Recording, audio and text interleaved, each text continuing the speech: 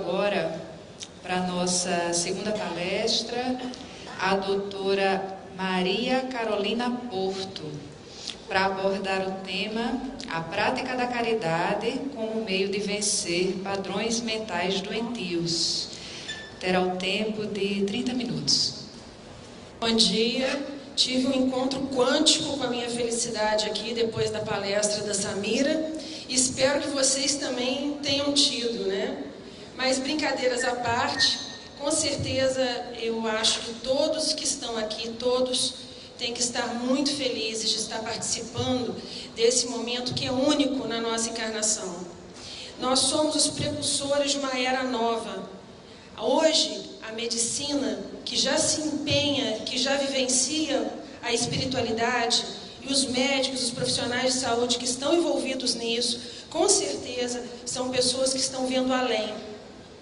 Então, seremos os desbravadores, assim como outros antes são considerados hoje desbravadores. Tenho certeza que daqui a um século nós assim também seremos, porque a medicina vai mudar muito, muito. Muita terapia genética, muitos órgãos poderão ser trocados, mas o espírito que comanda todo o nosso sistema nervoso e através do sistema nervoso comanda as suas células, esse sistema nervoso, ele não pode ser trocado.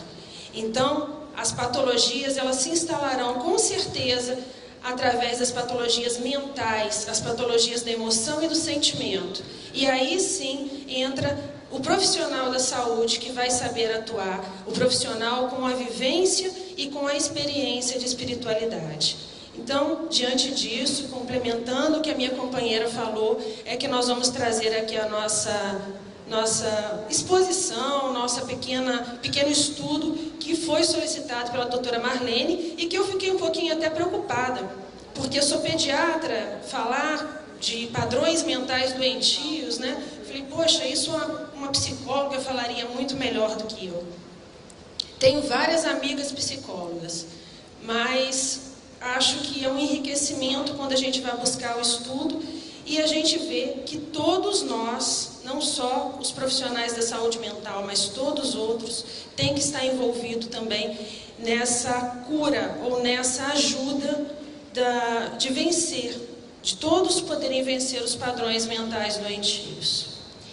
Baltazar é o espírito que orienta, que é o coordenador espiritual da nossa casa, em Cabo Frio, no Rio de Janeiro, que é o Centro Espírita Leon Denis.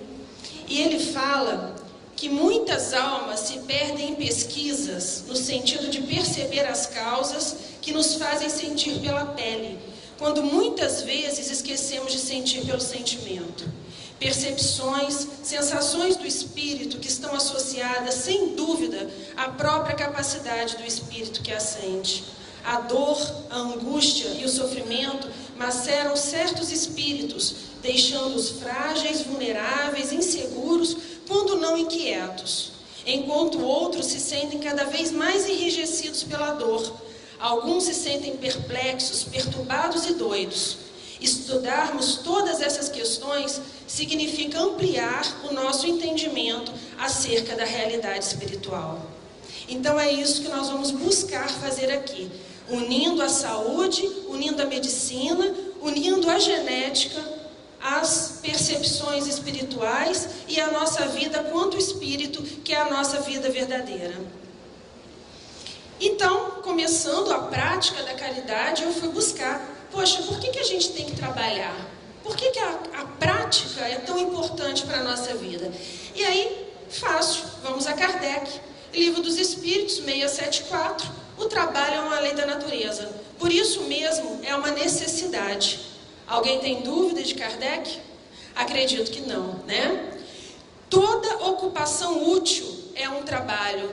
Então, não é no trabalho formal, não é só naquele momento em que eu estou no meu consultório, que eu estou no meu momento de receber o que é material, mas sim em todas as minhas ocupações, em que eu mentalmente estou usando, eu, quanto espírito, estou usando as minhas forças para ocupar beneficamente, trazer algum bem para o outro, eu estou trabalhando. Então eu estou trabalhando no abraço, eu estou trabalhando no escutar o meu companheiro, eu estou trabalhando na casa espírita, sim, e é um trabalho útil.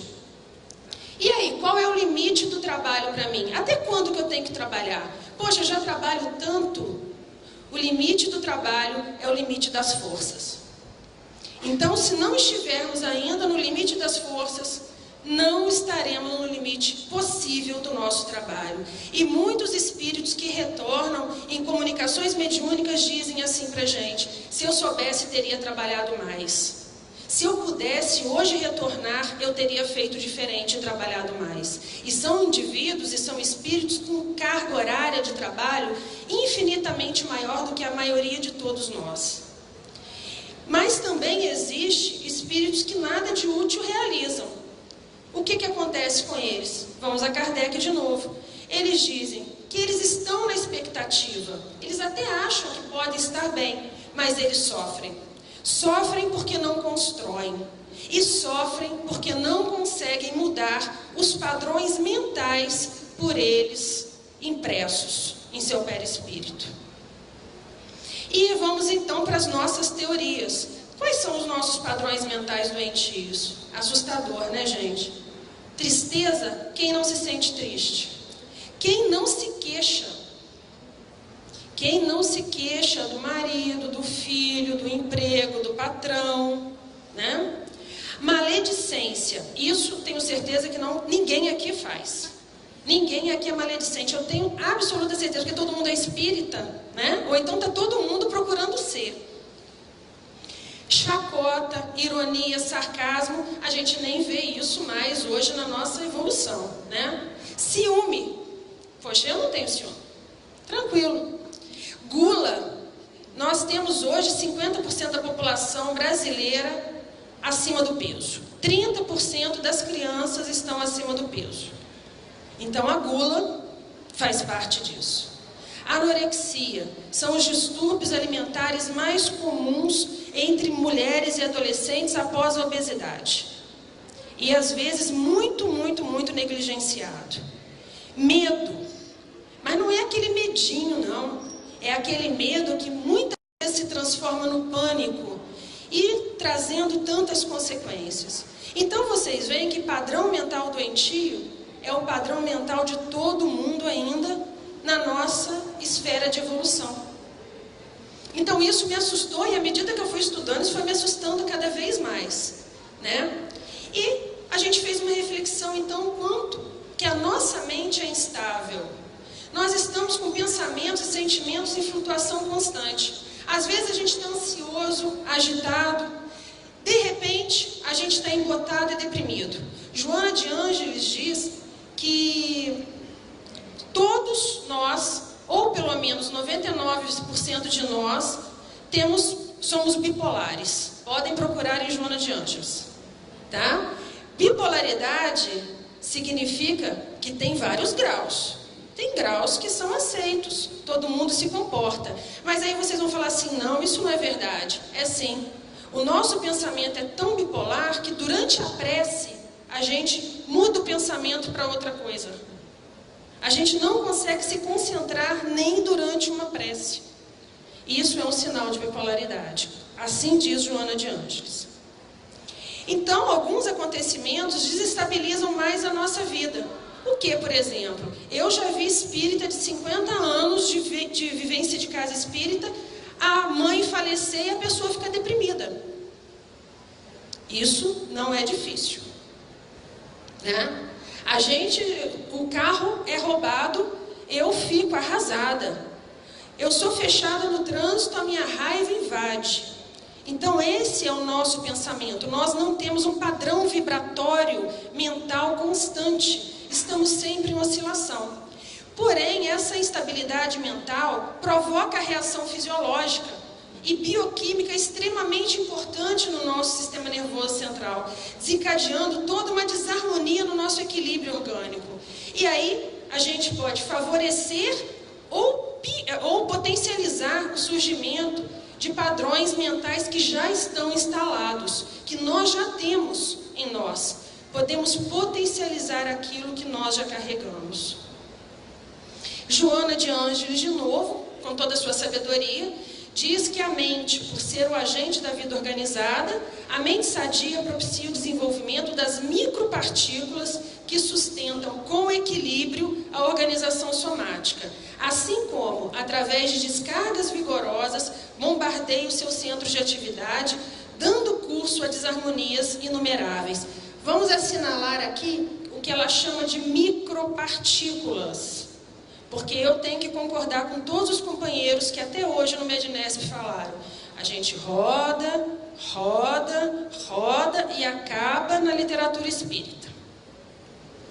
E aí a gente volta, parafraseando a Samira, a doutora Cândice Perti, que é uma das autoras que nós vamos citar aqui, falando dos neuropeptídeos. A Samira deu uma explanação, a gente vai tentar aprofundar um pouquinho mais. O que são neuropeptídeos? São substâncias químicas produzidas e liberadas por células cerebrais e também por outras células. Elas nascem diretamente do nosso DNA. E esse DNA, ele armazena todas as informações que faz o nosso cérebro e as células do nosso corpo. Esses neuropeptídeos flutuam por todo o nosso corpo através dos fluidos e são atraídos por receptores. A gente vai chegar lá, formando uma rede, uma grande rede de informação e de interação no nosso corpo. Por exemplo, eles controlam a fome, a dor, o prazer, a memória, a capacidade de aprendizado. Tudo isso já bem estabelecidamente através de trabalhos, e a doutora Cândice Perti tem mais de 200 trabalhos publicados, é uma grande cientista que realmente deu um impulso muito grande na neurociência a partir da década de 70 do século passado. E aqui, para vocês terem uma noção, os neuropeptídeos, então, são sintetizados dentro do corpo do neurônio, eles são transmitidos, eles são transportados através dos microtúbulos, caem dentro ali da fenda sináptica e de lá são jogados dentro de receptores, são encaixados e aí vão fazer as transformações que ocorrem nas nossas células e todos os outros processos. Mas aí vem o X da questão, que são os receptores, né? Porque eu tenho que ter, se aquele neuropeptídeo está sendo produzido, eu tenho que ter onde ele se encaixe para que ele possa dar continuidade ao processo que ele tem que fazer. E esse receptor, então, ele serve como um mecanismo que seleciona a troca de informação dentro do corpo. Os receptores, na verdade, são a chave da química, porque para cada neuropeptídeo você tem que ter um receptor específico. E esses receptores, eles estão extremamente espalhados, mas principalmente no sistema límbico, hipotálamo, amígdala, hipófise, que são o nosso centro das emoções mais primitivas, né? Então, Cândice Perti cunhou a frase moléculas da emoção, como se os peptídeos fossem realmente as moléculas que captassem essas emoções. E em resposta à sua descoberta, que de 85% a 95% dos receptores de neuropeptídeos estão dentro do centro das emoções. Então, realmente, nossas emoções, elas estão não só influenciadas, mas extremamente ligadas aos neuropeptídeos.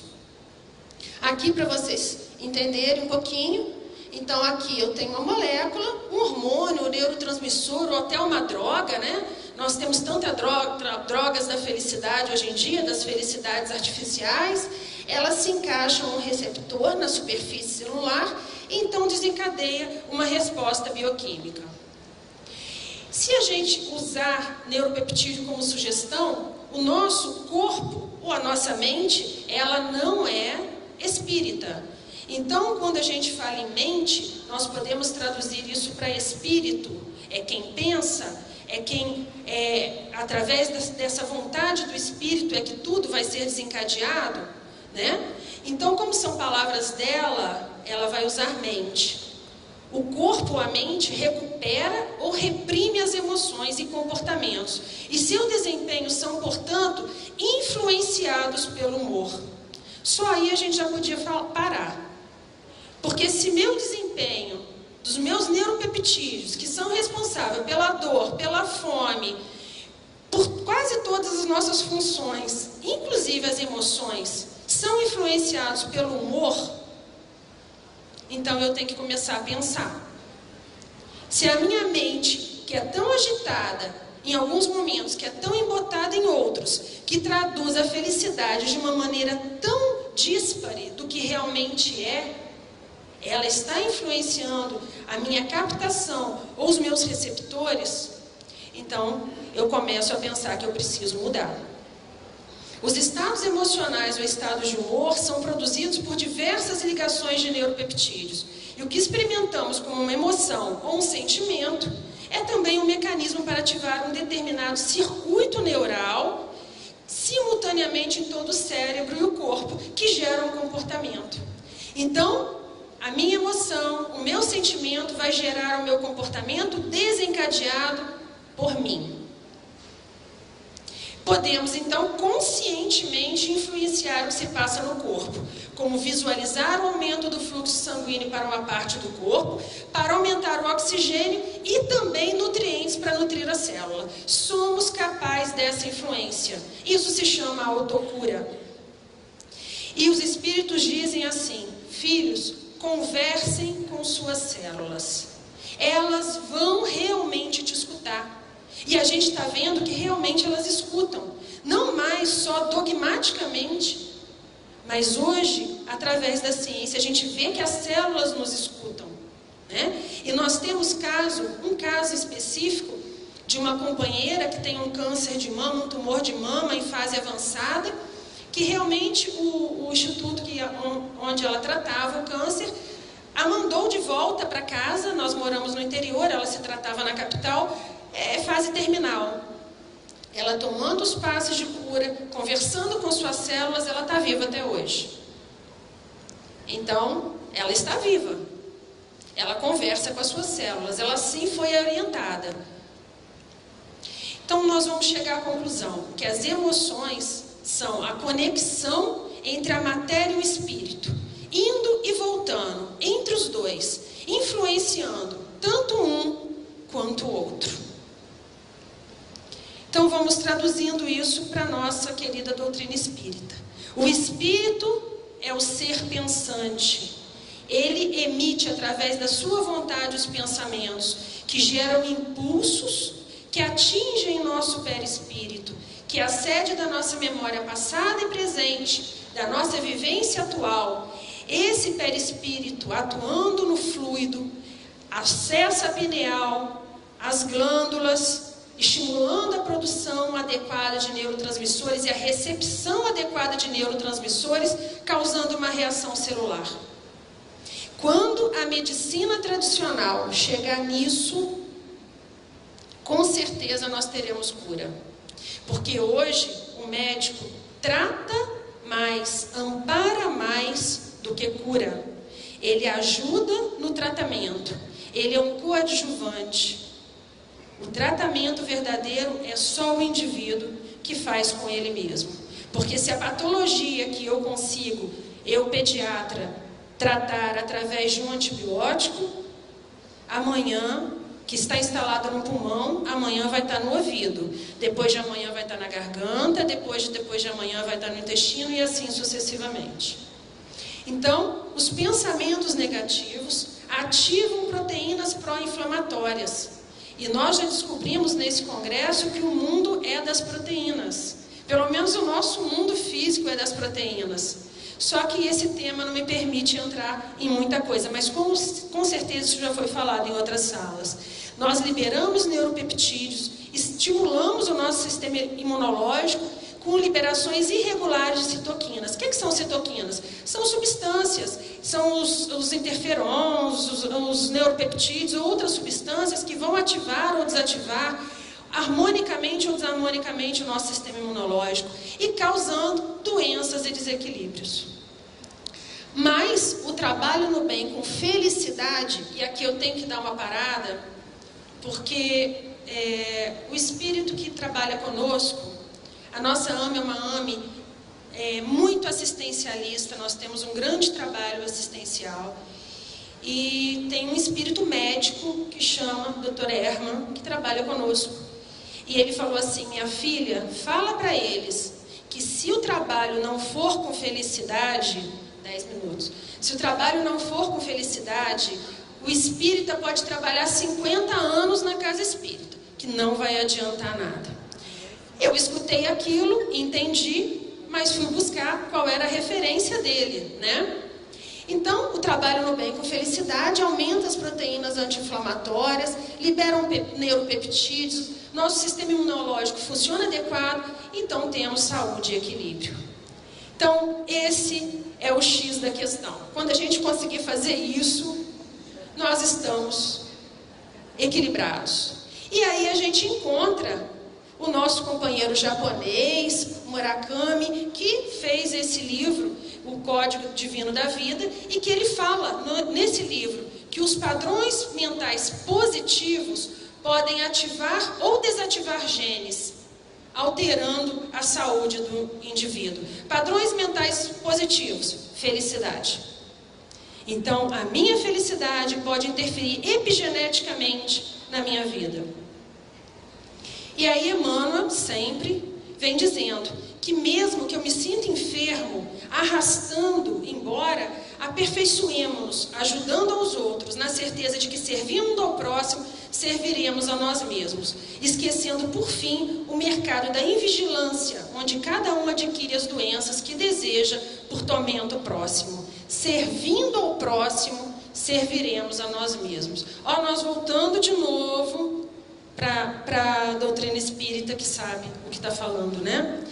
E Missionários da Luz, André Luiz fala que a vontade desequilibrada desregula o foco de nossas possibilidades criadoras. Daí procede a necessidade de regras morais para quem de fato se interessa pelas aquisições eternas nos domínios do espírito. Renúncia, abnegação, continência sexual, disciplina emotiva não são meros preceitos de feição religiosa, são providências de teor científico para enriquecimento efetivo da personalidade. Então aqui a gente, depois de conversarmos sobre neuropeptídeos, a gente vê que ele realmente sabe de tudo, né?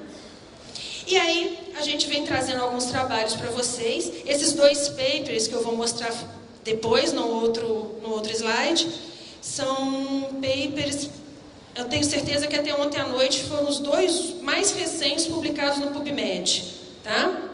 Um diz que estudo com gêmeos tem mostrado que o altruísmo e outros comportamentos pró-sociais mostram hereditariedade considerável no altruísmo. Ou seja, eu recebo hereditariamente a possibilidade de ser altruísta.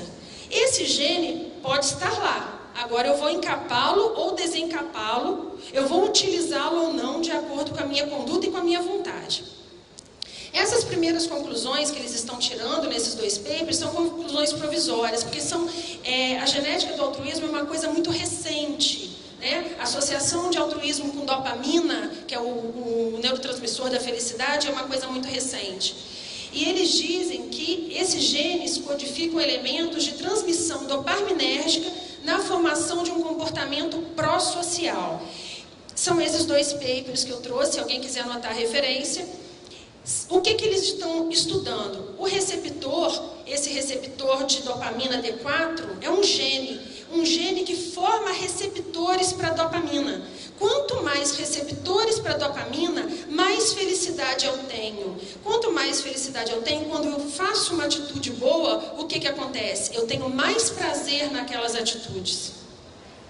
Então eu fico mais feliz. E a felicidade, gente, é o estimulante da alma. As alegrias do dia a dia são o estimulante da alma. Então eu tenho vontade de fazer de novo. E me torno realmente um ser pró-social. Eu gosto de estar em sociedade, né? Aqui outros estudos mais antigos, mas são estudos com N muito grande. É uma revisão de literatura. Kenny juntou mais de 850 estudos que examinaram a relação entre envolvimento espiritualista e vários aspectos da saúde mental. A maioria desses estudos encontrou que pessoas vivenciam melhor a saúde mental e se adaptam com mais sucesso ao estresse se elas são religiosas. outros 350 estudos que envolviam religiosidade e saúde. Também em outros 350 estudos. Todos esses estudos, ele teve a mesma conclusão. E que a maioria desses encontrou que pessoas religiosas são fisicamente mais saudáveis, têm estilo de vida mais salutar e requer menos assistência de saúde. Vamos conversar com o Ministério da Saúde, né? Quem sabe eles não aceitam as nossas sugestões. Aqui é um outro artigo, também esse órgão americano é um órgão de pesquisas básicas dos Estados Unidos, mas, já vi, são 5 minutos, eu já estou indo. Só que a gente também tem um N muito grande, são 34 mil participantes. E eles viram que quem participava de atividade religiosa menos de uma vez por mês, 25% se considerava muito feliz. Porém, quando você participava de atividades religiosas muitas vezes, por semana, isso é por semana, tá? Você tinha quase uma incidência de 52% de felicidade. Então, a gente está chegando lá. Outro trabalho de Lance, também um trabalho mais antigo, mas um trabalho muito interessante, é que ele estudou a religiosidade e a interface entre a medicina e a psicologia. E ele diz que a atividade religiosa tem uma capacidade preventiva nos transtornos mentais. Vamos voltar a Joana. Quando eu substituo o meu mau hábito pelo bom hábito, o equivocado pelo correto labor, corrigiremos então as nossas inclinações morais negativas. Criaremos condicionamentos sadios que se apresentarão como virtudes e felicitar-nos-ão a vida. Então voltamos aí à nossa bela doutrina espírita e a gente está quase encerrando. Eu tentei colocar uma música, mas eu acho que eu não vou conseguir. Vou tentar de novo aqui, meu companheiro, não sei, eu acho que não vai ligar. Que é uma historinha, né? Que chama A Lição da Semente. A ideia do reino divino é assim como a semente minúscula do trigo. Quase imperceptível, ela é lançada à terra, suportando-lhe o peso e os detritos. Mas se essa semente germina, a pressão e as impurezas do solo não lhe paralisam a marcha. O aprendiz que sentiu a felicidade do avivamento interior, qual ocorre à semente do trigo, observa que longas raízes o prendem às inibições terrestres. Sabe que a maldade e a suspeita lhe rondam os passos, que a dor é ameaça constante.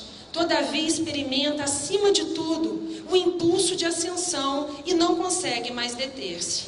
Em razão disso, ainda que o discípulo guarde os pés encerrados no lodo da terra, o trabalho infatigável no bem, no lugar em que se encontra, é o traço indiscutível da sua elevação.